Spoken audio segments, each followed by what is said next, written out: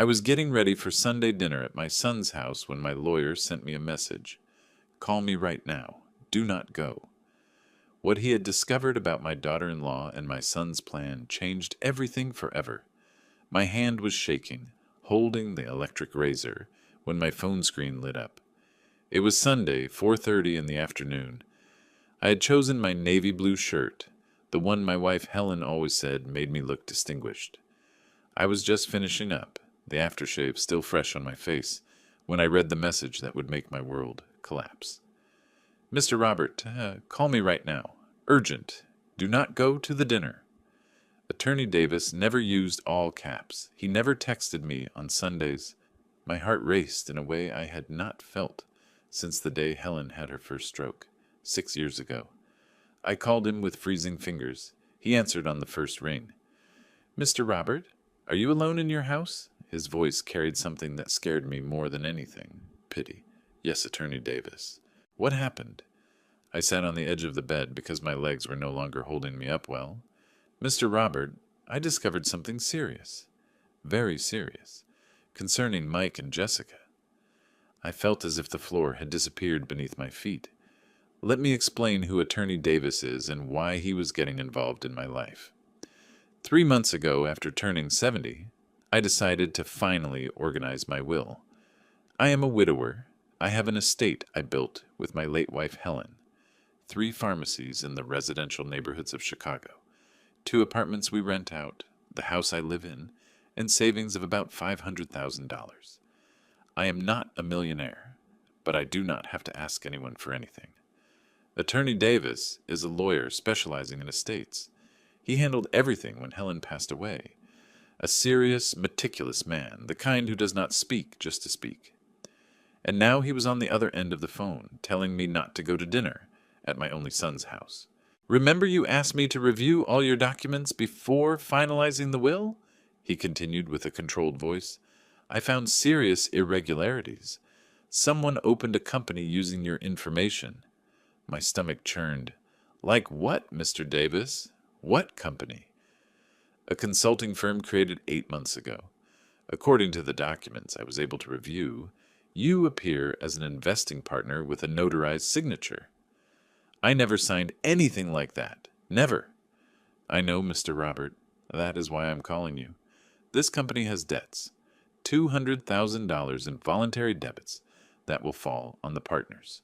And one of the main partners is, he took a painful pause, your son, Mike, and his wife, Jessica. The world stopped. In that moment, with the razor still in my hand and the navy blue shirt I had chosen with such care, I understood that the Sunday dinner was not a family celebration. It was a trap, and I had been about to fall headfirst into it. You need to understand who I am before continuing, because what Mike and Jessica did was not just stealing money from me. It was trying to erase everything I built with my own hands. My name is Robert. I am 70 years old, and every wrinkle on my face tells a story of struggle. I was born into a humble family on the south side of Chicago, son of a factory worker and a seamstress. I studied pharmacy, working during the day as a nursing assistant. I met Helen in college. She was 5 years younger than me, already had her degree, and dreamed of having her own business. We got married in 1978. I was 23 and had an immense desire to get ahead in life. We opened our first pharmacy in 1983, a small place in a nice neighborhood. I prepared the prescriptions, and Helen took care of the business side. We worked 14 hours a day. Mike was born that same year, and I would rock him in his makeshift crib in the back of the pharmacy while I prepared medications. Those were tough years, but we grew. In 1995, we opened the second branch. In 2004, the third.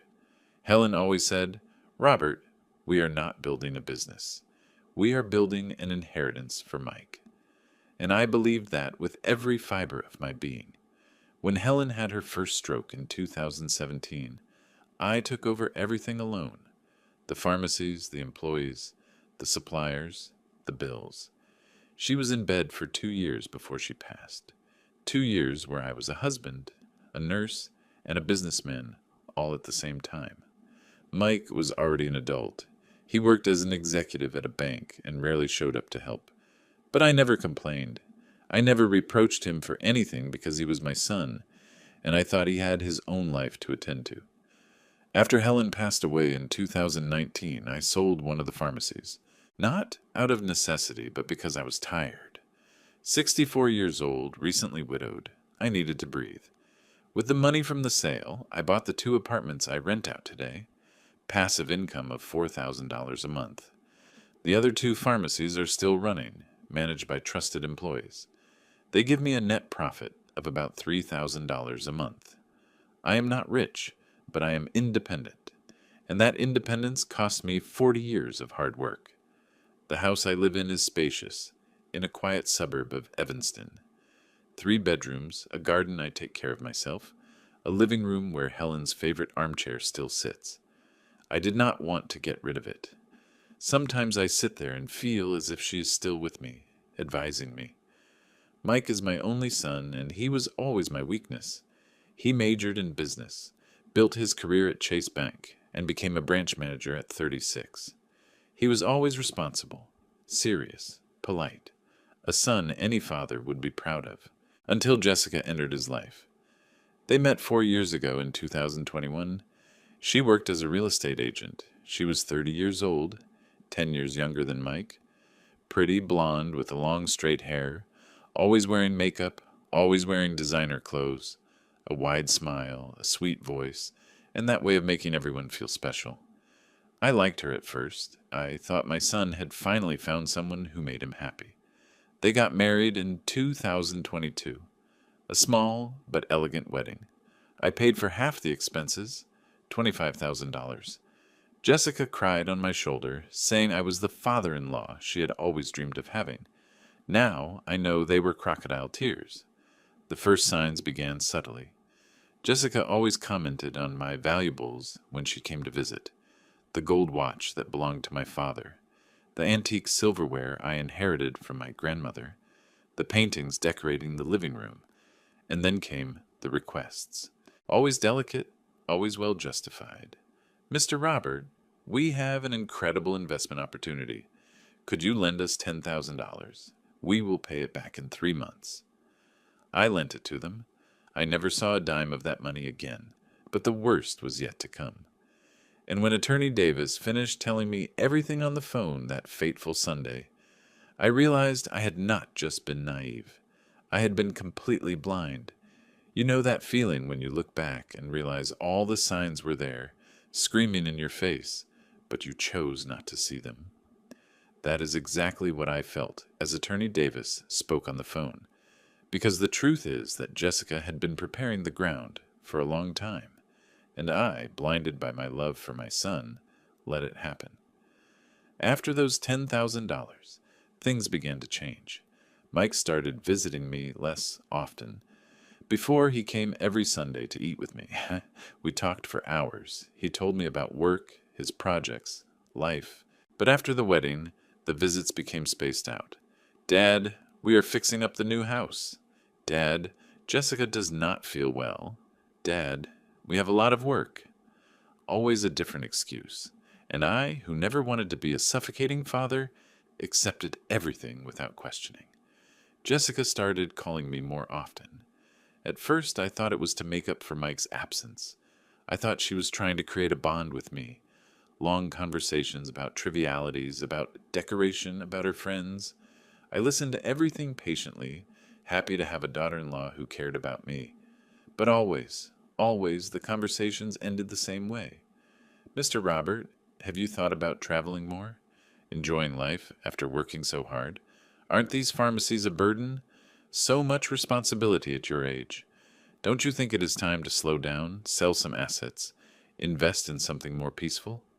She planted the seeds carefully, never direct.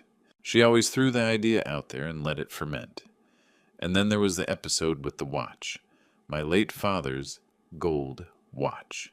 A beautiful, delicate piece with a Swiss mechanism. It is not worth a fortune in money, but it is worth everything in sentiment. It was the piece my dad wore every day, and when he died, he left it to me with a note. to Robert, who took care of me like no one else. Jessica saw the watch on a visit and was hypnotized. Mr. Robert, what a wonderful watch. It is an antique. I told her the story fondly. She listened attentively with that smile I still did not know how to decipher. 3 weeks later, she called me. Mr. Robert, I have an important real estate event, a gala with investors.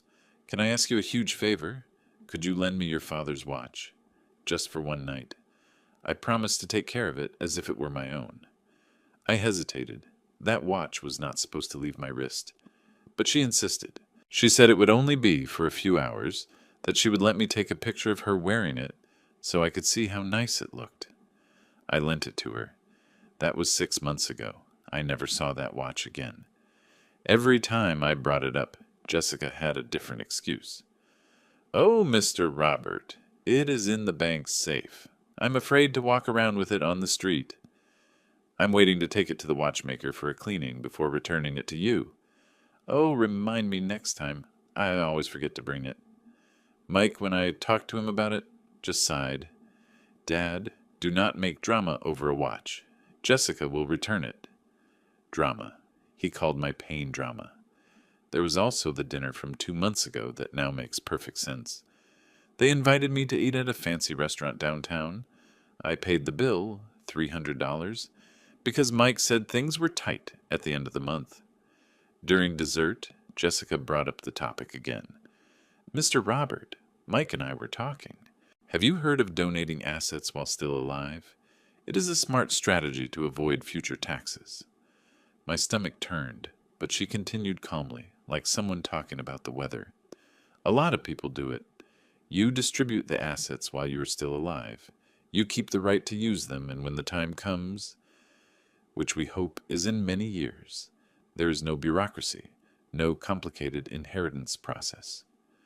Mike nodded, but avoided my gaze. I will think about it, was all I managed to say. Jessica smiled, that smile of someone who knows she planted another seed. Their visits became even rarer after that dinner, and when they did happen, Mike was different, colder, more distant, as if I were a burden, an obligation, and not his father. I started sleeping poorly. I woke up in the middle of the night with a tightness in my chest, not fully understanding what was happening. Helen always said I had a sixth sense for fake people. Robert, you feel it when something is not right, and everything was wrong. I just did not want to admit it, because admitting it would mean accepting that my son, the boy I rocked in the back of the pharmacy, the one I raised alone during the last years of his mother's illness, was planning something against me. Until that Sunday, until that phone call that froze my blood, until Attorney Davis said the words I never imagined hearing. Mr. Robert, they forged your signature, and the dinner tonight was to make you sign a power of attorney. A power of attorney that would give them total control over your assets. Mr. Davis, repeat that slowly. My voice came out trembling, almost inaudible. Attorney Davis took a deep breath on the other end of the line. I heard the sound of papers shuffling.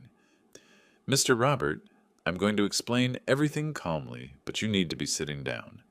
Are you sitting down? I already was. My legs would not hold me up to hear what was coming next. 8 months ago, in March of this year, a company called MC Consulting and Investments was opened. The majority partners are Mike and Jessica. So far, nothing serious. The problem is that in the opening documents, you appear as an investor with an initial contribution of $100,000. My heart raced. I never invested anything. I never signed anything. I know, Mr. Robert. That is why I am calling you. When I went to do the full review of your documents for the will, I found this company linked to your tax ID. I started investigating. The signature on the bylaws was certified by a notary public. But, he took a heavy pause, it was not you who signed. I felt nauseous. How did they manage that? Forging signatures is more common than people think, especially in family cases. They must have used one of your documents. Maybe an old power of attorney, a check, anything with your real signature, and a competent forger can replicate it. The notary cannot tell if it is legitimate when the documents look in order. My mind was spinning. When did I give Mike a document? How many times did I sign papers without reading them carefully because he said, "It is just a formality, Dad," Attorney Davis continued, and every word was like a punch to the stomach. The company has been registered for 8 months, but it started accumulating debt 5 months ago. $200,000 of debt with phantom suppliers, fake invoices. It is a well-crafted setup, Mr. Robert. They created voluntary debts that will fall on the partners of the company. And since you appear as an investor, they are going to demand that you pay. And if I do not do it, then the creditors can seize your personal assets, the house, the apartments, the savings, everything. I squeezed my eyes shut. The room was spinning. But there is something worse, Attorney Davis continued, and I did not know how anything could be worse than this. I managed to access the company's history through a contact at the IRS. This is not the first time Jessica has done this. My blood ran cold. What do you mean it is not the first time? Jessica was married before, to a businessman from Detroit named Henry. He was 60 years old when they got married. She was 28. 3 years after the marriage, he lost everything. A phantom company, unexplained debts, seized assets. Henry had a stroke 2 months after losing the house he lived in. He died 6 months later. Jessica disappeared with the remaining inheritance, a small apartment, and about $10,000. I felt the urge to vomit. And Mike? Does he know? I cannot guarantee it, Mr. Robert, but I know he is deeply involved. The two of them opened a joint bank account for the company. They both signed documents.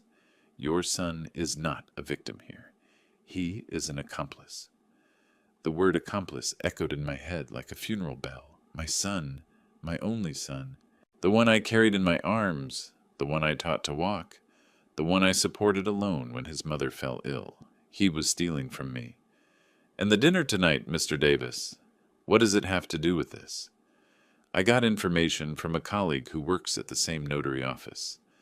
On Friday, Mike was there asking for a broad power of attorney, powers that give unlimited authority to the representative to sell assets, move accounts, and make financial decisions on behalf of another person. My breath hitched. The colleague found it strange and called me because she remembered that I handle your interests. She said Mike seemed anxious. He asked if the document could be signed in a family setting, without the presence of external witnesses. She explained to him that no, a power of attorney must be done before a notary. But they are going to try to make me sign it at their house anyway, I finished, my voice coming out hoarse.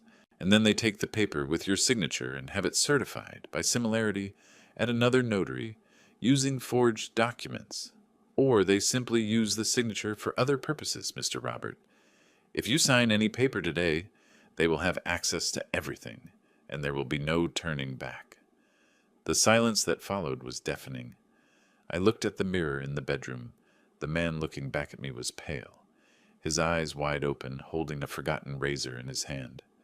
I had prepared for a family dinner. I had chosen my nice shirt because I wanted to please my son. I had trimmed my nails on Friday, thinking it was a gesture of affection, and he was setting a trap. Mr. Davis, what do I do now? His voice became firm, almost paternal. Now, Mr. Robert, you are not going to that dinner. You are going to invent any excuse. A headache, feeling sick, whatever. Tomorrow morning you come to my office. We are going to file legal actions immediately.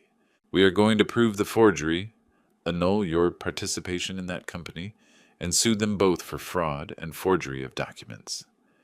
Tears started rolling down my face, blurring my vision. My son, Mr. Davis. My son. I know, Mr. Robert. I know. But right now you have to protect yourself. Promise me you will not go to that dinner. I promise. I hung up the phone and sat on the edge of the bed, holding the cell phone with both hands. The navy blue shirt suddenly felt too heavy, the aftershave nauseating. I got up, went to the bathroom, and washed my face. The cold water mixed with the tears, washing everything down the drain. I looked at my reflection. A 70-year-old man betrayed by his own blood. I picked up the phone. Mike had already sent 2 messages. Dad, are you on your way? Jessica made that potato gratin you love. Dad, if anything happens, let me know. Kisses. I read those words and something inside me broke. Not sadness. Rage. Rage for having been so naive. Rage for having trusted blindly. Rage for having ignored all the signs because I did not want to see the truth. I typed the reply with my fingers still shaking. Son, I will not be able to make it. I have a terrible migraine. Sorry. We will see each other another day. His reply came too fast, too desperate. Dad, take a pill and come over. It is important. We have to talk to you about something. About something. About a power of attorney. About stealing everything that took me a lifetime to build. I cannot, son. We will talk about it another day. There were no more replies. I took off the navy blue shirt and put on old, comfortable pajamas. I sat in Helen's armchair, the same one where she read the newspaper on Sundays. And there, in that heavy silence of the empty house, I made a decision. I was not just going to defend myself. I was going to fight back. I spent the whole night awake. I could not eat. I could not watch television. I could not do absolutely anything but sit in that armchair staring into the void while my head spun nonstop. The house was too quiet. That kind of silence that hurts, that weighs on your shoulders like a stone. Every corner of that living room reminded me of something. The bookcase where Mike kept his school books. The mark on the wall where I measured his height every birthday. His college graduation photo with that big, proud smile. I got up and went to the picture frame. I picked it up carefully, as if it were going to burn my hands. Mike was 23 in that picture, a cap on his head, a diploma in his hands, hugging me and his mother. Helen was still healthy, strong, smiling in her own way, and I was radiant because my son had graduated, because we had won together. I remember it like it was yesterday. I worked double shifts at the pharmacy to pay the tuition for the private college. Mike wanted to study at the best one, and I made it happen. I sold the car I had back then, an old Ford I adored, to pay for the last semester when we were short on money. I never complained. I never said, "You owe me this," because he was my son, and parents do that. We sacrifice without expecting anything in return other than seeing them happy. But now, looking at that photo, I could only think one thing. Where did I fail? I put the picture frame back in its place and walked to the guest room, the bedroom that was Mike's when he lived here. I opened the door slowly. The twin bed is still there, the closet with some of his old clothes, the desk where he studied for high school. I sat on the bed and buried my face in my hands. I cried. I cried like I had not cried since Helen's funeral. But these were different tears. It was not the grief of losing someone who died. It was the grief of losing someone who was still alive, but whom I no longer recognized. Because the Mike I knew, the boy who kissed me when I came home tired from work, who called me just to say, "I love you, Dad," who cried in my arms the day his mother died, that Mike had disappeared. In his place was a man who forged my signature, who created a phantom company, who planned a trap to make me sign documents and lose everything. How? How does a son do this to his own father? I got up and opened the closet.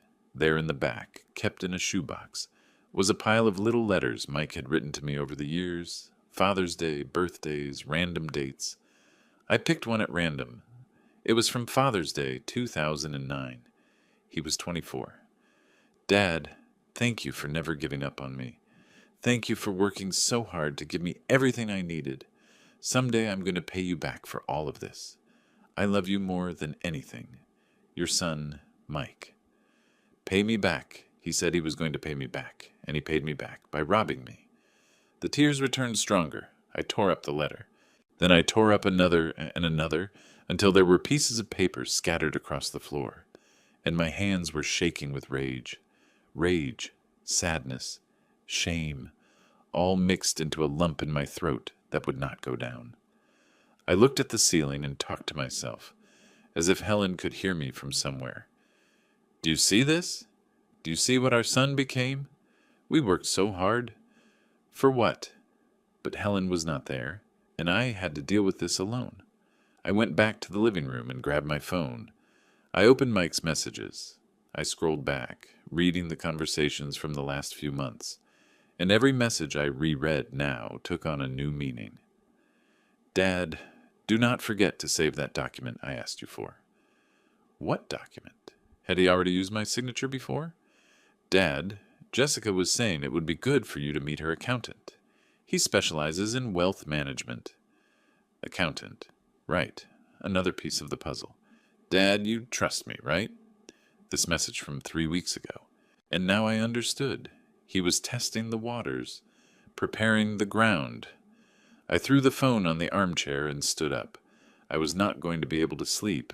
I was not going to be able to rest until I did something. But what to do? Call the police? Confront him directly? Pretend I know nothing? I went to the kitchen and made chamomile tea. My hands were still shaking as I held the mug. I sat at the table. The same table where Mike ate breakfast before going to school, where he did his homework, where we talked about life. And there in that silence of the dawn, with a cup of tea getting cold in my hands, I had a painful clarity. I had raised Mike to be strong, hard-working, honest.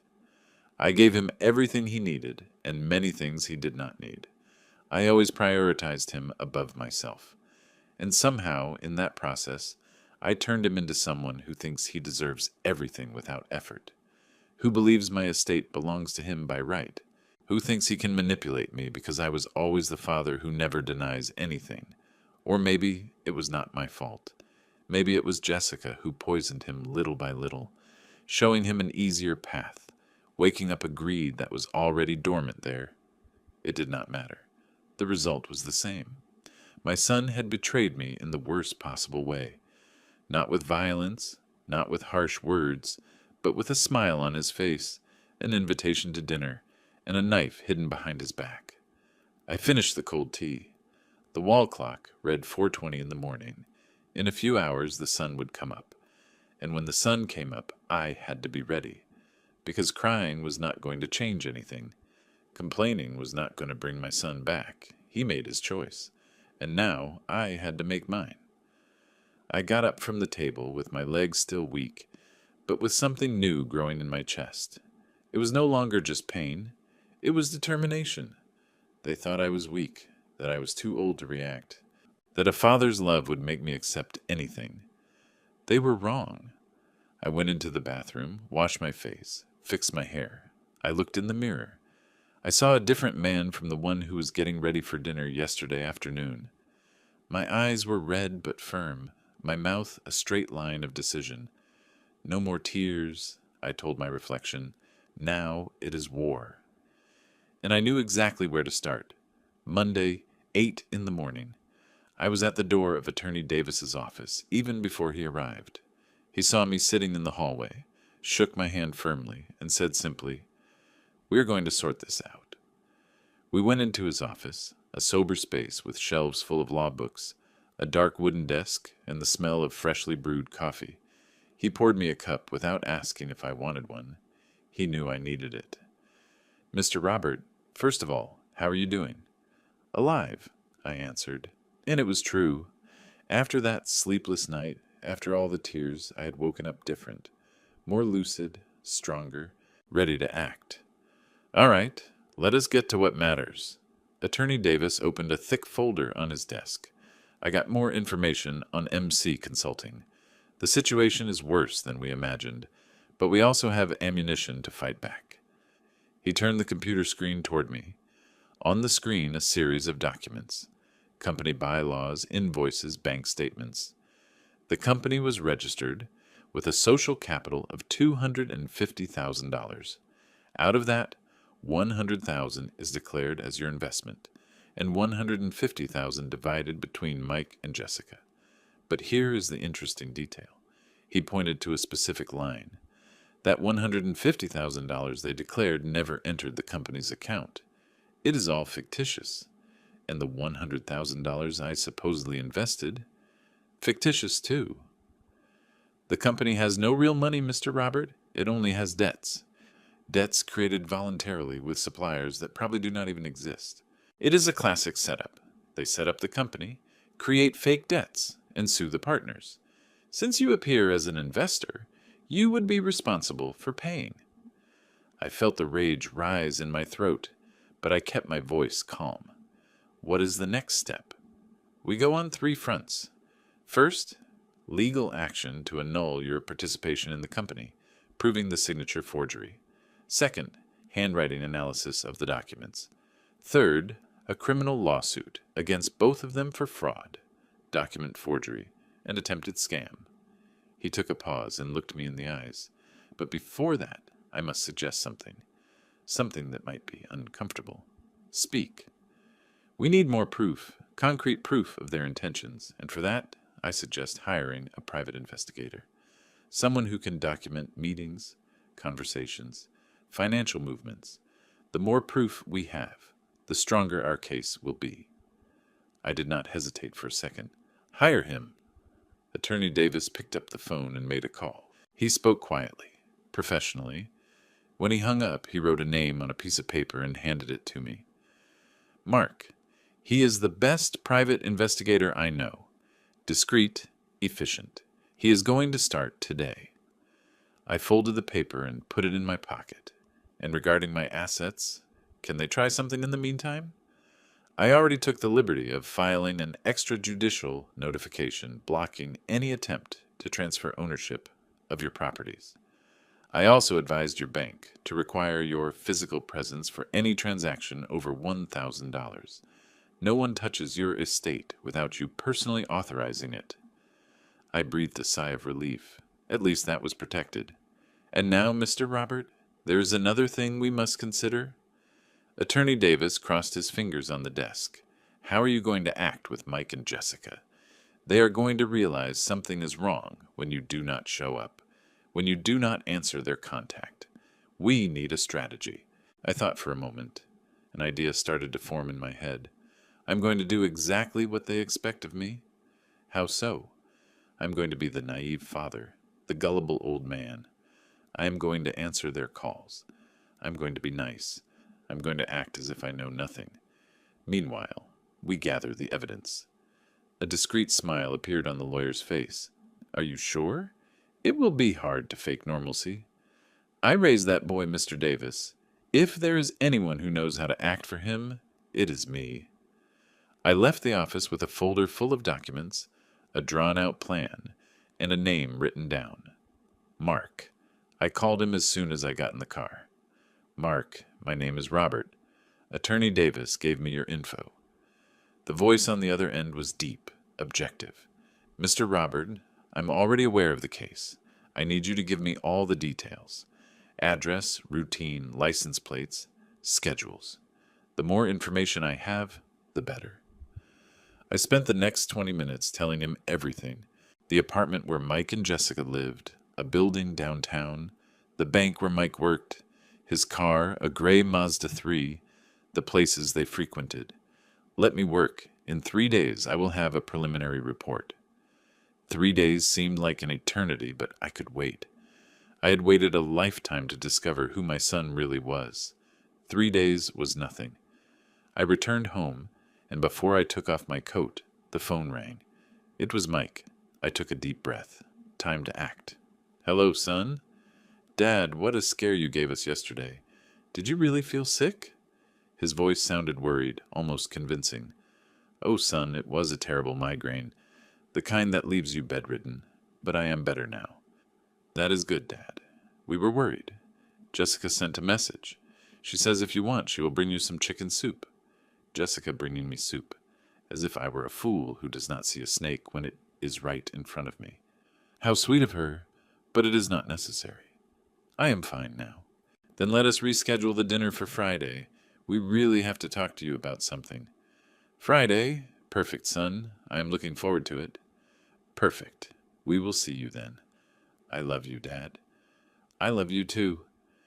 2 words that used to melt me and now gave me nausea. But it worked. He bought it. He thought everything was under control. The following days were the longest of my life. I continued my normal routine, waking up early, tending the garden, going to the grocery store. But inside, I was on high alert. Every call from Mike, every message from Jessica, I answered with the rehearsed sweetness of someone who knows nothing. On Wednesday, Mark called me. "Mr. Robert, we have movement." My heart raced. "Can you talk?" "Last night, Jessica met with a man at a restaurant in Manhattan. It was not your son. I managed to take photos. I'm sending them." 2 minutes later, the photos arrived on my phone. Jessica, beautiful as always, sitting at an intimate table with a man around 45 years old. Gray hair, expensive suit. They were laughing. In one photo, she was touching his hand. In another, they were kissing. I felt as if I had been slapped. Not because Jessica was cheating on Mike. At this point, nothing she did would surprise me, but because my son was also being deceived. And a part of me, that part that was still a father despite everything, hurt for him. Who is the man? I'm investigating. But there is more. I managed to access the company's bank statements through a contact.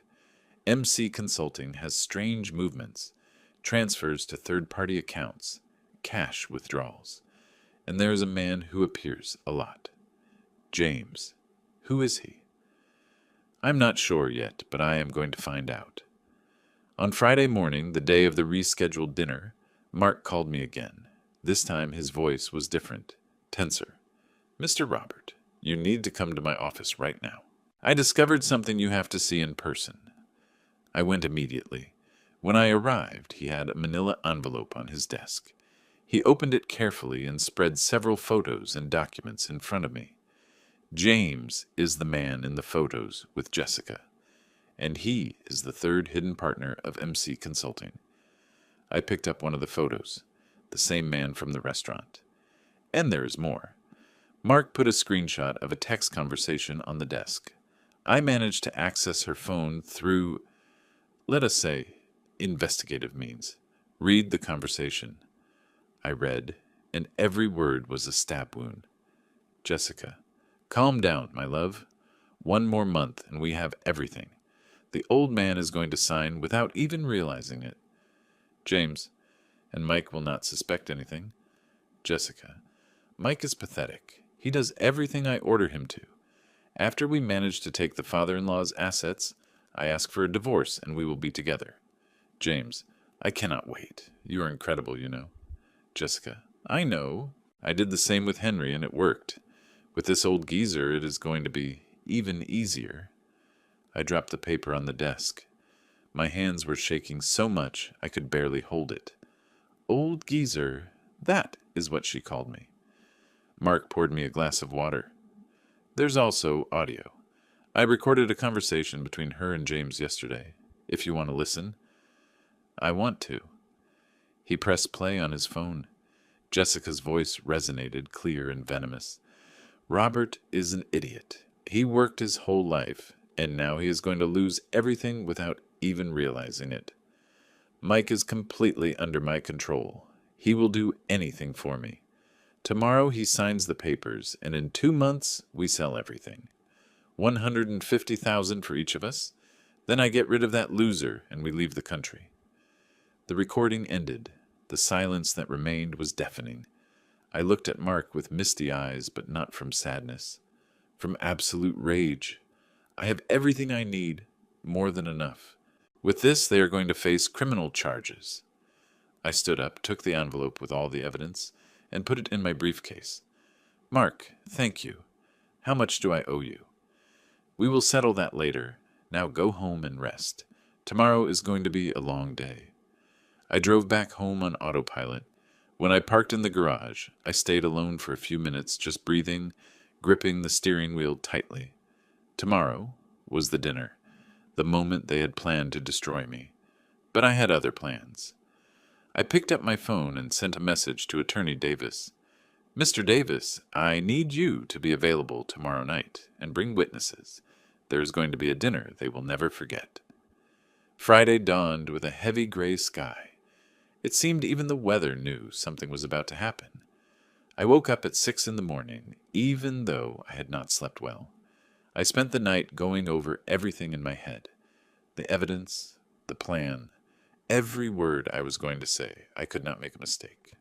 I could not let emotions speak louder. I made coffee and sat at the kitchen table with the envelope Mark had given me.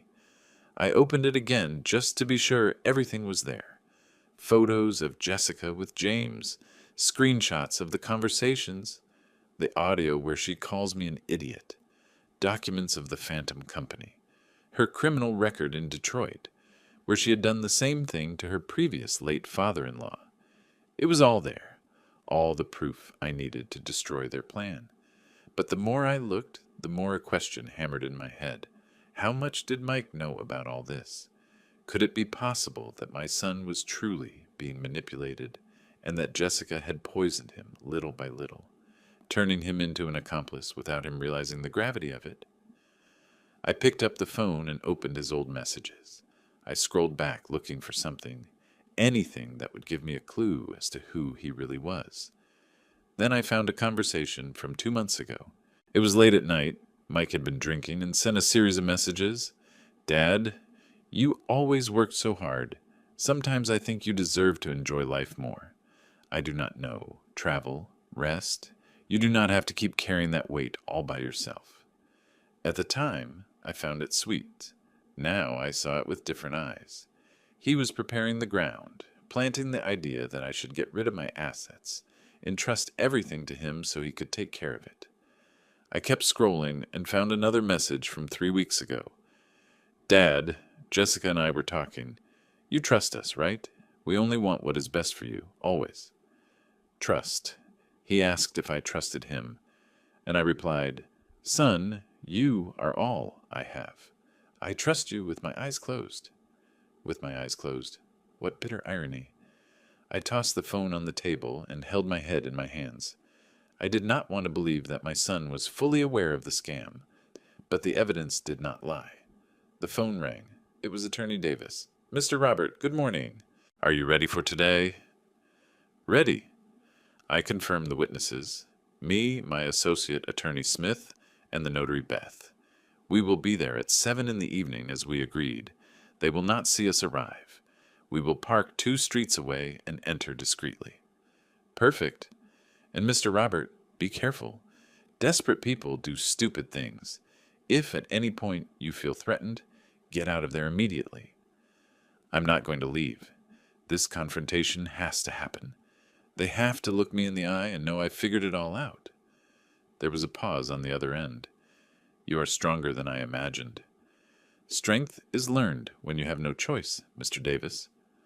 I hung up and went to get ready. I chose simple but elegant clothes. Black slacks, a white shirt, a wool sweater that Helen had given me for our wedding anniversary. I wanted to look presentable, but not vulnerable. I looked in the mirror and saw a man I did not fully recognize. Harder, colder, more alive. At 6, my phone rang. It was Mike. "Dad, everything good for tonight? We are expecting you at 7. I took a deep breath before answering, adjusting my tone of voice to sound normal. "Everything is fine, son. I am actually looking forward to it. It has been a long time since we had dinner together. It is true, it is going to be special. Jessica prepared everything with a lot of love, and after dinner we can talk about that topic I mentioned." That topic. The power of attorney. The final blow. "Of course, son. We will talk about it." I hung up and looked at the clock. 2 hours. 2 hours until the moment of truth. I picked up my phone and sent one last message to Attorney Davis. "Mr. Davis, see you at 7. Bring your best pen. They are going to sign confessions tonight." The potato gratin was inedible. Not because it was poorly made, Jessica had tried her best, but because every bite went down my throat like cement. I smiled, nodded, feigned interest in the banal stories they told, but inside I was counting the minutes. Mike filled my wine glass for the 3rd time. I noticed the gesture. He wanted me to relax, to lower my guard. I took small sips, always leaving the glass almost full. I had to be completely lucid for what was to come. "Dad, you are quiet today." Mike looked at me with that expression of fake concern. Everything is fine. Everything is fine, son. Just tired. The week was heavy. Jessica got up to bring dessert, a caramel flan she said she made specially for me. When she returned, she was also carrying a black folder under her arm. My stomach tightened. It was time. Mr. Robert, before dessert, we wanted to talk to you about something important. Jessica placed the folder on the table next to my plate. Her smile was still sweet, but there was something in her eyes, anxiety, urgency. You can talk, dear. Mike exchanged a quick glance with her, a glance I could no longer interpret as a couple's complicity. It was partners in crime. Dad, we know you have worked a lot, managing the pharmacies, the rentals, all the bureaucracy. He took a calculated pause, and we were thinking, don't you want to rest a bit, enjoy life, travel? Here came the rehearsed speech. Traveling would be nice, honestly, I replied, keeping the tone light. I always wanted to visit Portugal. Exactly, Jessica clapped, animated. And for that, you have to get rid of those worries. That is why Mike and I prepared a solution. She opened the folder and took out a document, several stapled pages with an official watermark, a fake notary seal on the margins. This is a special power of attorney. Jessica slid the paper toward me with her perfectly manicured red finger. With this, we can take care of all the bureaucratic part for you. Payments, property management, bank movements, everything. You are free to live, and we take care of the rest. I picked up the document and pretended to read it carefully. The words were there. Technical, cold, unlimited powers, sale of assets, total financial movement. It was exactly what Attorney Davis had predicted. The complete trap printed on official paper. It is a lot of responsibility for you two, I said, looking up. I do not want to overburden you. Dad, we want to do it. Mike leaned forward, taking my hand. You did everything for me my whole life. Now let me pay you back for that. Let me take care of you. Pay me back. That word again. I looked into my son's eyes and searched. I really searched for a sign of the boy he was, a trace of regret, of doubt, of humanity. I found nothing but greed poorly disguised as concern. You thought of everything, right? My voice came out strangely calm. We thought of everything. Jessica took an expensive pen out of her purse and placed it in front of me. The document is ready. It just needs your signature. We can resolve this right now, and you can leave here free, light, and happy. Free. What a cruel joke. I picked up the pen. Mike and Jessica looked at each other, a smile of victory almost escaping their lips. I placed the tip of the pen on the signature line and stopped. Before I sign, can I ask a question? Of course, Dad. Mike was still holding my other hand. Do you think I am an idiot? The silence that fell over the table was so heavy you could hear the ticking of the wall clock. Jessica blinked in confusion. Excuse me? I dropped the pen on the table with a sharp thud. I asked, Do you think I'm an idiot? Mike let go of my hand. Dad, what are you talking about? I got up from the chair and grabbed my briefcase. I took out the folder that was inside, the folder with all the evidence. I slammed it on the table, knocking over Jessica's glass of wine. The red liquid spread over the white tablecloth like blood. I'm talking about this. I opened the folder and started spreading the documents across the table. MC Consulting and Investments. A phantom company opened 8 months ago with my forged signature. $200,000 of fraudulent debt. The color drained from Mike's face. Dad, I can explain. Explain then. I threw more papers on the table.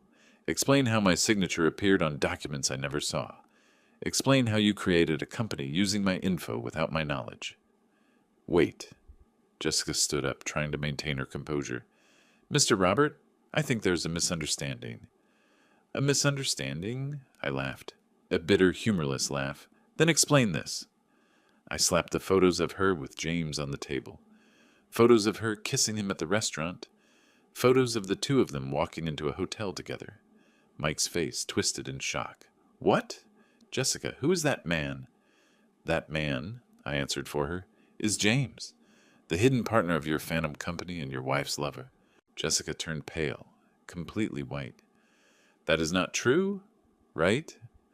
Mike stood up so fast his chair fell backward. I picked up my phone and pressed play on the audio. Her voice filled the living room.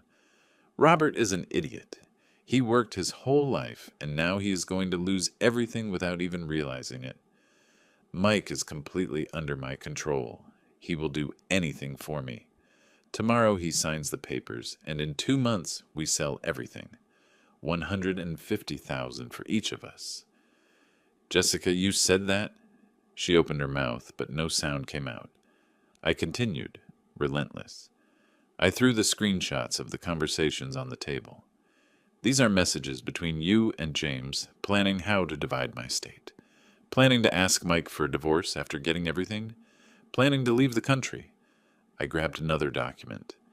And this is your full record, Jessica. Henry, your previous late father-in-law. What a coincidence that he lost everything before he died, right? The same phantom company, the same scam. You just changed victims. Jessica started shaking. Tears appeared in her eyes. Fake, desperate tears. Mike, I can explain, I swear. Shut up, he screamed so loud it startled me. I'd never seen my son scream like that. Is all of this true? She was sobbing now, but did not answer. Then Mike turned to me, and in his eyes I finally saw something real. Panic. Dad, I did not know anything about James. I did not know she was going to. Oh, but you knew about the company. My voice came out cold as ice. You knew about the forgery. You knew you were stealing from me. I placed the screenshots of his conversations with Jessica on the table. The messages where he expressed doubts but went along with the plan. Where he said, he is my father, but chose the money anyway. Mike read his own words and collapsed into his chair, burying his face in his hands. Dad, I'm sorry. You're sorry? I felt tears burning my eyes, but I did not let them fall. Are you sorry because you got caught? Or because you were going to rob me? I didn't. Jessica said you would be fine, that it was just to help us start out. I never wanted to. You chose to, my voice echoed in the apartment. You chose to forge my signature. You chose to create this farce. You chose to make me come here today so I would sign a fake power of attorney. At that moment, the doorbell rang. I walked to the door and opened it. On the other side stood Attorney Davis, Attorney Smith, and the notary, Beth, exactly as we had planned. Good evening, Mr. Robert. Attorney Davis walked in, followed by the others. Mike and Jessica looked at us like cornered animals. Jessica tried to run toward the bedroom, but Attorney Smith blocked the way. No one is going anywhere. I am a lawyer and an official witness. Everything said here has been recorded. Attorney Davis placed a new folder on the table.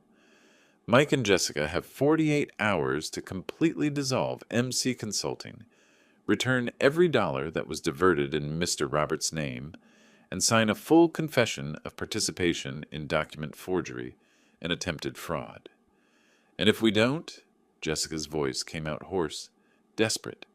Then I answered, then I file a full criminal lawsuit. You both face charges for fraud, document forgery, criminal conspiracy. And Jessica, specifically, you will also face charges for Henry's case. The investigation will be reopened with the new evidence. I looked at Mike. He was crying silently, destroyed. And there is more, I continued. I redid my will yesterday. You are no longer in it.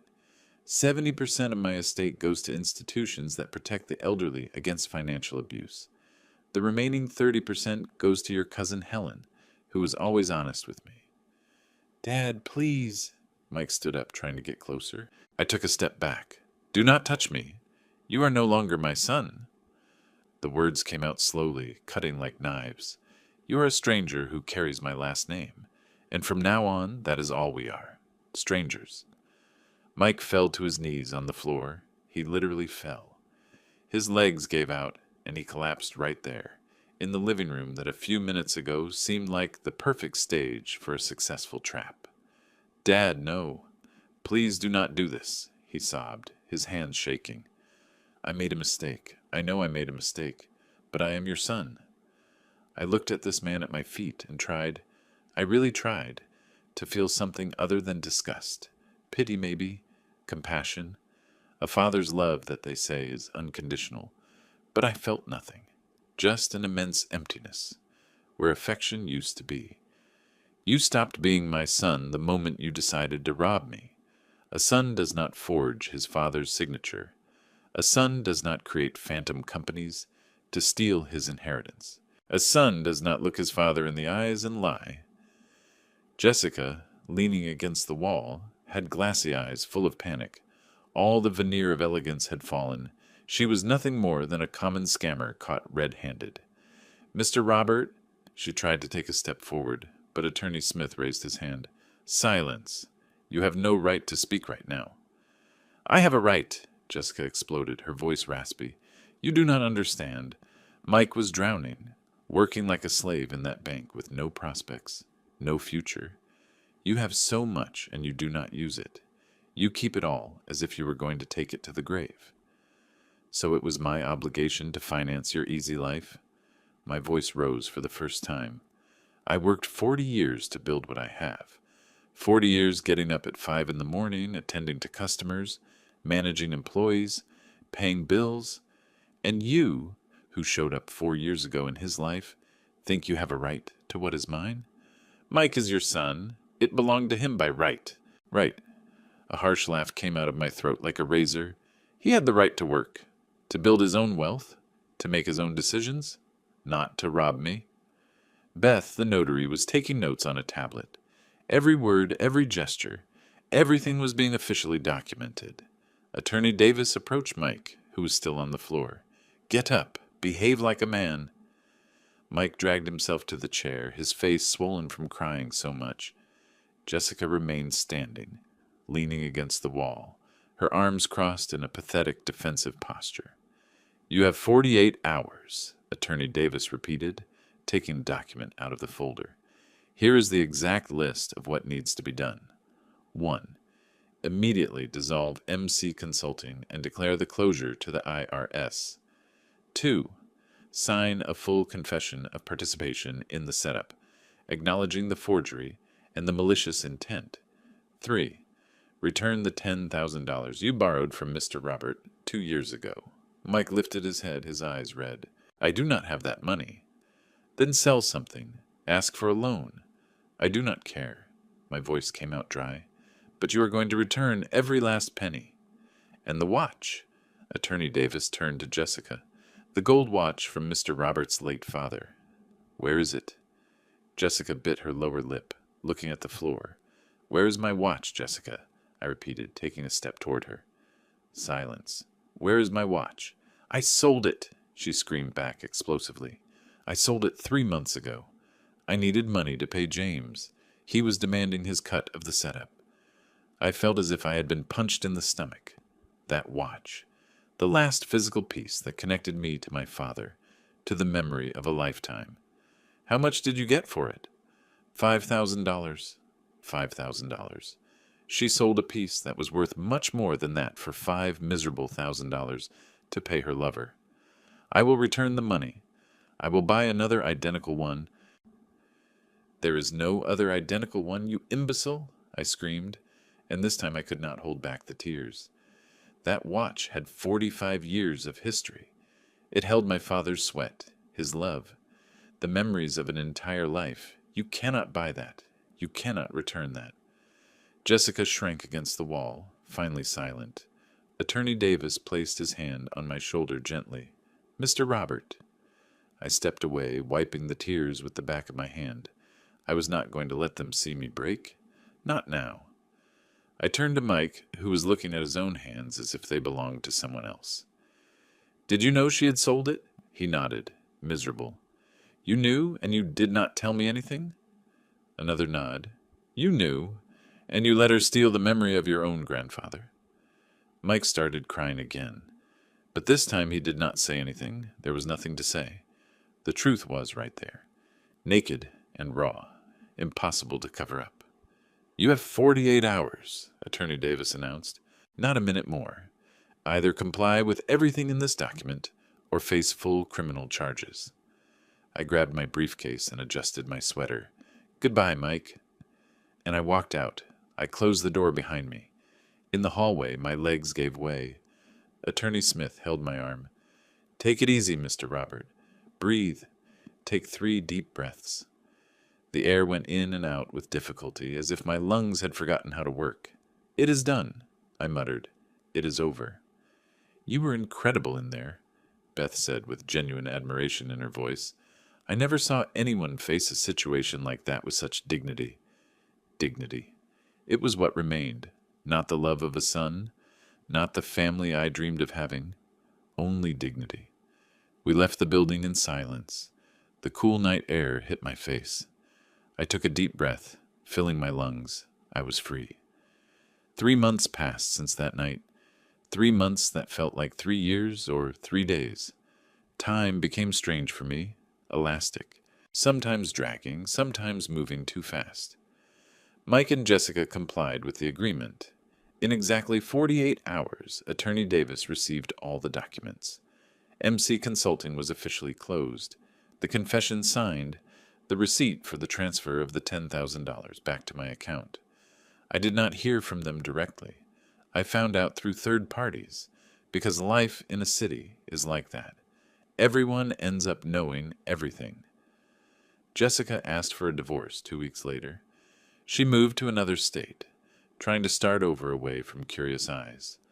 But the authorities in Detroit reopened the investigation into Henry's death with the new evidence Attorney Davis sent. She is facing trial for fraud and forgery. She has not been convicted yet, but her record is marked forever. James disappeared, literally, closed his social media, abandoned the apartment where he lived, fled like a rat when the ship started to sink. And Mike? Mike lost his job at the bank. When the institution discovered his participation in document fraud, there was no discussion. Fired for gross misconduct, without the right to severance. He tried to find work at other financial institutions, but the news spread fast in the banking world. No one wanted to hire someone with that stain on their record. I heard he lives in a small rented apartment in a rough neighborhood, working as an independent insurance salesman, earning the minimum to survive. A part of me, that stubborn part that was still a father despite everything, felt a squeeze in my chest when I found out. But it was not enough pity to make me back down. He made choices. Now he lives with them. I also made choices. The first was selling the 2 remaining pharmacies. Not because I needed the money, but because I realized I was holding on to those businesses out of attachment, not necessity. Helen had been dead for 6 years. It was time to let go of that chapter too. I sold them both for a fair price. $500,000 in total. Good buyers, employees who already knew the business. I was at peace knowing the legacy we built would continue, just in other hands. With that money and what I had already saved, I did something I never imagined having the courage to do. I traveled. I went to Portugal, alone. I spent 20 days touring Lisbon, Porto, Coimbra, the villages of the Alentejo. I ate cod in corner restaurants. I drank port wine looking at the Douro River. I walked through the cobblestone streets until my feet hurt. And for the first time in decades, I was not taking care of anyone. I did not have to answer to anyone. I did not have to be strong for anyone but myself. It was liberating in a way I did not know was possible. When I returned, the house seemed different. Smaller, maybe, or it was me who had grown inside. I redecorated some rooms. I donated Helen's clothes that were still in the closet. It was time. I turned the bedroom that had been Mike's into a studio. I started painting. I am not good, but it does not matter. It is mine. I made a donation of $100,000 to a national charity protecting the elderly, an organization that fights financial abuse against seniors. Mr. Johnson, the president of the institution, came personally to thank me. He said my story, without mentioning names, of course, was going to help raise awareness for other families. I hope it helps. I hope someone out there notices the signs before it is too late. I redid my will as I had promised. 70% for charities. Not just the Elder Protection Association, but also nursing homes, orphanages, social projects. The remaining 30% for Helen, my niece. Helen is 10 years younger than Mike. She was always affectionate with me. She visited me without ulterior motives. She called me just to know how I was doing. When she found out what happened, she came to my house and stayed a whole week just to keep me company. She asked for nothing. She did not judge. She was just there. That is the kind of love worth having. One afternoon, 2 months after that fateful night, my phone rang. It was a number I knew by heart, even though I did not have it saved in my contacts. Mike. I stared at the screen vibrating, his name flashing. My finger hovered over the answer button, but I did not pick up. I let it go to voicemail. 5 minutes later, a voice message arrived. I stared at that green icon for 15 minutes before I had the courage to press it. His voice was tired, hoarse. Dad, I know you do not want to talk to me. I understand. I just wanted to tell you that I am truly sorry. There is not a day that goes by where I do not wake up hating myself for what I did. I ruined everything. I lost you. I lost my job. I lost my life. And I deserve it. I know I deserve it. I just wanted you to know that I love you. I always loved you. And I am going to spend the rest of my life trying to be the man you tried to teach me to be. Even if you never know it, even if we never speak again, forgive me, Dad, for everything. I listened to the message 3 times. The first time, I cried. The second time, I sat in silence. By the third time, my tears were dry. I did not reply. Because forgiveness is not the same as reconciliation. I can forgive what he did someday. Maybe when the wound has completely healed. But that does not mean I must have him back in my life. Some bridges, when burned, should not be rebuilt. Today I wake up early because I want to, not because I have to. I take my breakfast slowly, reading the newspaper on the terrace. I tend to my garden. I planted new orchids. They are blooming beautifully. I talk to friends. I play dominoes on Thursday afternoons. I walk in the park. I live.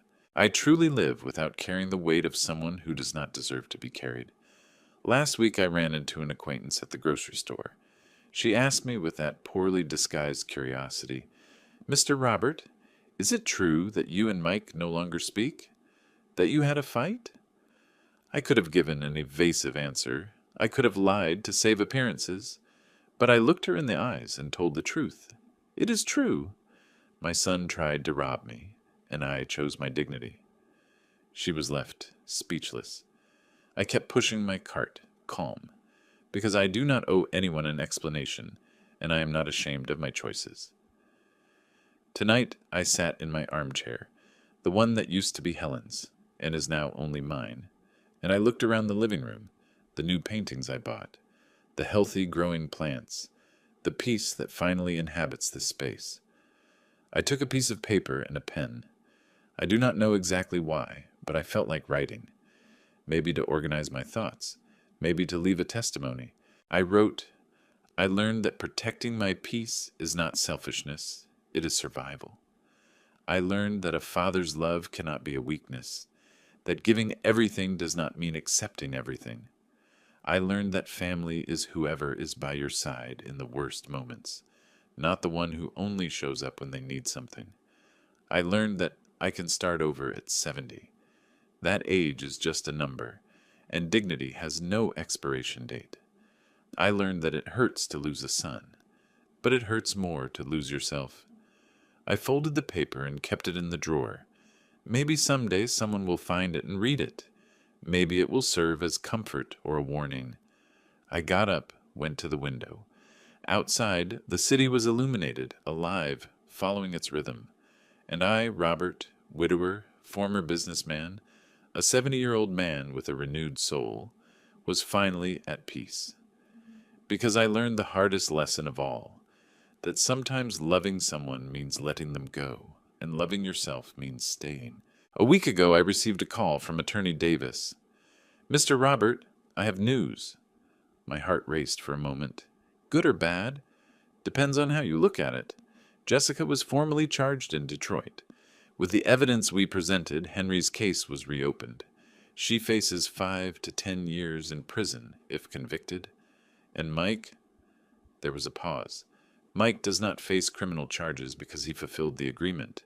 But his life, well, you already know. The bank blacklisted him. He will hardly get a job in the financial sector again.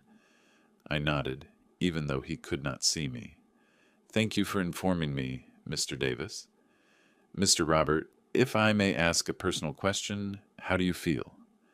I thought about the question. I really thought. I feel free. And it was true. Yesterday, Thursday, I was walking in the park when I saw a young father playing with his son. The boy must have been about 5 years old. He was laughing while his dad chased him through the trees. I stopped to watch. A lump formed in my throat. I remembered when Mike was that age, when everything was simple, when I was his hero and he was my whole world. At what point did everything break? Maybe I will never know. Maybe it does not matter. I kept walking. This morning, while I was having breakfast, the phone rang. An unknown number. Hello, Mr. Robert? Yes, this is him. This is Grace from the St. Francis Nursing Home. We received your donation of $20,000. You have no idea how much this means to us. We will be able to fix the dining room and buy new wheelchairs for the residents.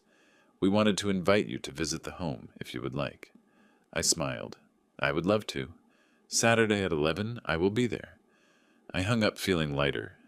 This is what I want to do with the time I have left. Help. Live with purpose. Not accumulate so that someone who does not value it will inherit it. On Saturday, I went to the nursing home. It was a simple but clean, well-kept place. The seniors welcomed me with smiles, some in wheelchairs, others with canes, all with stories in their eyes. We talked. They told me about their lives, their families. Some had children who visited them often. Others had gone months without receiving a call. One of them, Mr. Wilson, an 82-year-old gentleman, told me something that stuck with me. You know, Mr. Robert, the worst part of getting older is not the body failing. It is realizing who truly loved you, and who was only waiting for you to die to inherit. We looked at each other, mutual understanding, shared pain. But you are here, Mr. Wilson continued, still alive, still strong. That means you won. He was right. I won. That evening, on my way back home, I stopped at the flower market. I bought a bouquet of daisies, Helen's favorites. I went to the cemetery. I had not been there in months. I sat in front of her grave and placed the flowers in the vase. Hello, my love, I said softly. I am sorry I have not come sooner. A lot has happened. I told her everything, the betrayal, the confrontation, the decisions I made. I spoke as if she could hear me, as if she were sitting right next to me. I did the right thing, didn't I? I asked at the end. You understand me. You were always stronger than me about these things. The wind blew gently, the leaves of the trees rustled, and in that silence I felt something. I do not know if it was real or imagination, but I felt as if Helen were telling me, I am proud of you. I wiped my tears and smiled. Thank you, my love, for everything, for the years we had, for Mike, despite everything, for teaching me to be strong. I got up, touched the headstone softly. Rest in peace. I'm going to be fine. And I was. I really was fine. I drove back home while the sun set. The sky was painted in oranges and pinks. Beautiful. I thought about everything I had lost, but also everything I had gained. I lost a son, but I gained my dignity. I lost the illusion of a perfect family, but I gained peace of mind. I lost years of my life taking care of someone who did not deserve it, but I gained time to take care of myself. And that, I realized, was enough. Today is Saturday. 6 months have passed since that dinner that changed everything. I woke up like every day now, without an alarm, without a rush, without that weight on my chest that I carried for years without even realizing it was there. I made coffee. I sat on the terrace with the newspaper. The morning sun warmed my face. The orchids I planted 3 months ago are blooming. White, purple, some with yellow spots. Beautiful. I am not an expert in gardening, but I learned that orchids need patience. They do not rush. They bloom when they are ready, when the conditions are right. Like me. I was 70 years old when I discovered the betrayal. 70 when my world collapsed. 70 when I had to choose between a father's love and my own dignity. And I chose dignity. Now, 6 months later, having just turned 71, I can say something I never thought I would say. I am happy.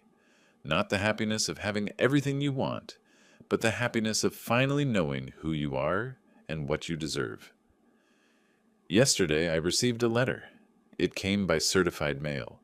The return address froze my blood. The rough neighborhood, Mike's apartment. I stared at the envelope for 10 minutes before opening it. Inside was a handwritten letter. I recognized the handwriting immediately.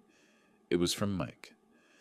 Dad, I know you do not want to hear from me. I respect that. I respect your decision, and I deserve it. I am not writing to ask for your forgiveness again.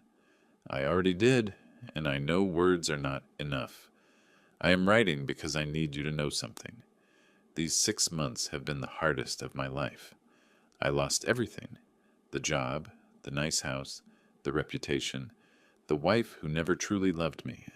And most painfully, I lost you, but I also gained something. I gained clarity. I understood that I was a coward, that I chose the easy path, that I let myself be convinced that I deserved something I had not earned, that I betrayed the only man who was always there for me. I sell insurance now, door to door. It is humiliating after having been a branch manager. But I needed it. I needed to hit rock bottom to understand the value of work, the value of what you built with your hands. Every dollar I make now costs me sweat. And every time I count my bills at the end of the day, I think of you.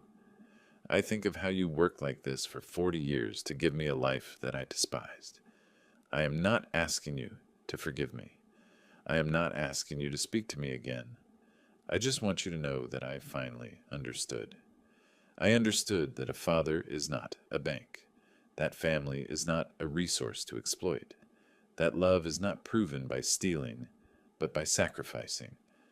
I learned too late, Dad. Too late for us, but not too late for me. I am going to be better going. Not for you, but for me, because I do not want to continue being the man who betrayed you. Thank you for everything you gave me. Above all, thank you for teaching me the last lesson, the most painful but the most important one, that dignity is worth more than money. I love you, Dad. I will always love you. Mike. I read the letter 3 times. I cried all 3 times, but I did not answer him. Not because it did not move me, it moved me deeply, but because some lessons are only learned in the distance, and Mike needs to learn this alone. I folded the letter carefully and kept it in the drawer next to the paper where I wrote my own reflections. Maybe someday, years from now, when the wound has fully healed, we can talk. Maybe, but not today. Today I still choose my peace. This morning I went to the gym. Yes, to the gym. At 71, I started exercising. I do not lift a lot of weight. I do not run marathons, but I walk on the treadmill. I do stretches. I move. My trainer, a young 30-year-old man named Andrew, told me something last week that stuck with me. Mr. Robert, you are my most disciplined student. You come more consistently than guys half your age. What is your secret? I smiled at him. It is no secret, son. It is just that I finally understood that this body is the only thing that truly belongs to me, and it deserves to be taken care of. Andrew looked at me with respect. I wish my dad thought like that. He is 65 and just sits around watching TV and complaining that he is old. Tell him that old age is not a death sentence, I replied. It is just another chapter, and it is up to us whether it is a boring chapter or an adventure. I left the gym feeling alive. strong, capable. At 71, I am in better physical and mental shape than at 60, because I am finally taking care of myself. On Tuesday, I went to the notary. Attorney Davis accompanied me. "Are you sure about this, Mr. Robert?" he asked me on the way. "Completely sure." I signed the donation. 70% of my estate divided among 5 charities. The notarial act was registered. Irrevocable. When we left, the lawyer shook my hand. "You are an extraordinary man, Mr. Robert. Very few people do what you are doing." "I'm not extraordinary, Mr. Davis. I just learned that money you take to the grave is wasted money. Better to use it now for something that matters." That night I slept like I had not slept in years. Deeply, without nightmares, without worries. Yesterday afternoon I was watering the orchids when my neighbor, Mrs. Miller, a 68-year-old woman who lives alone since she was widowed, peeked over the fence. "Mr. Robert, can I ask you something?" "Of course, Mrs. Miller." "Is it true what they say, that you disinherited Mike?" Here it was again, people and their curiosity. But Mrs. Miller was not asking out of morbid curiosity. There was something different in her voice. Real concern. "It is true. Can I tell you something?" "Of course." She stepped closer, lowering her voice, even though there was no one else around. "My son, Ryan, he wants me to sign the house over to him. He says it is to avoid taxes when I die, that it is what is best for everyone. But something does not give me a good feeling." My heart raced. The signs. The same damn signs. "Mrs. Miller, does your son visit you often?" "Only when he needs something." "Has he asked to borrow money?" "Several times. He has never paid me back anything." "Has he told you that you are too old to manage your things?" Her face dropped. "How did you know?" I took off my gardening gloves and walked up to the fence. "Mrs. Miller, do not sign anything. Nothing. Not at your house, not anywhere, without having a trusted lawyer present. If your son insists, it is a sign that something is not right." "But he is my son." I thought that too, and I almost lost everything. I told her my story, not all the details, but enough. She listened with her eyes wider and wider. When I finished, she had tears on her cheeks. "Thank you, Mr. Robert. Thank you for telling me this. Tomorrow I am going to call a lawyer." "Do you want Attorney Davis's number? He is very good and honest." "Please." I gave her the number. She left grateful. That night I could not sleep thinking about how many elderly people are going through the same thing. How many children are waiting for their parents to die to inherit. Or worse, rushing it with fraud and deceit. And I realized something. My story cannot stay just with me. It has to serve a purpose. This morning I called the president of the Elder Protection Association. "Mr. Johnson, this is Robert." "Mr. Robert, what a pleasure to hear from you. How are you?" "Good, very good. I'm calling because I have a proposal. I want to give talks. I want to share my story to help other older people identify the signs of family financial abuse." There was a surprised silence. "Mr. Robert, that would be incredible. Are you sure? It is very brave of you to expose something so personal." "I'm sure. If my pain can prevent someone else's pain, it is worth it." "When can you start?" "Whenever you say." I gave the first talk 3 days ago at a community center in Evanston. There were 50 people, all over 60. I told them everything. The betrayal, the signs I ignored, the fraud, the confrontation, the decision to choose my dignity. When I finished, there was total silence. Then a 73-year-old woman raised her hand. "Mr. Robert, my daughter asked me to put the house in her name 2 months ago. I was planning to do it next week. After hearing you, I think I'm going to think it over." Then another gentleman. "My son takes money from me every month, saying it is for investments. He has never shown me a single receipt. I am going to demand them." And another one. "You opened my eyes, Mr. Robert. I thought I was being a bad father for doubting my son, but I have the right to protect myself." At the end of the talk, at least 15 people approached to thank me. Some crying, others with newfound anger, all waking up. That night, I got home exhausted but fulfilled. Finally, my pain was useful for something. Today is Saturday, as I said at the beginning, and this afternoon I have something special.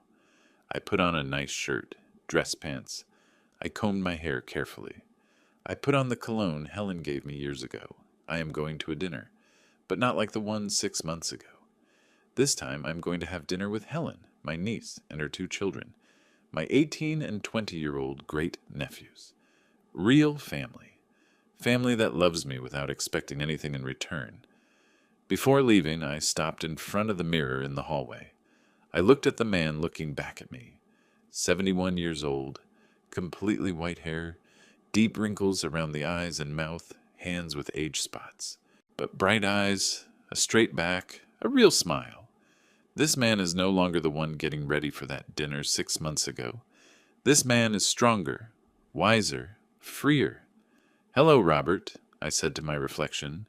"You are fine. You are really fine." And I was. Tomorrow marks exactly 6 months since the confrontation. I am going to celebrate in a special way. I am going to return to Portugal, but this time for a full month. I am going to walk the same streets. I am going to eat in the same restaurants. I am going to sit in the same squares. But I am going to be a different man. The first time I went running from the pain.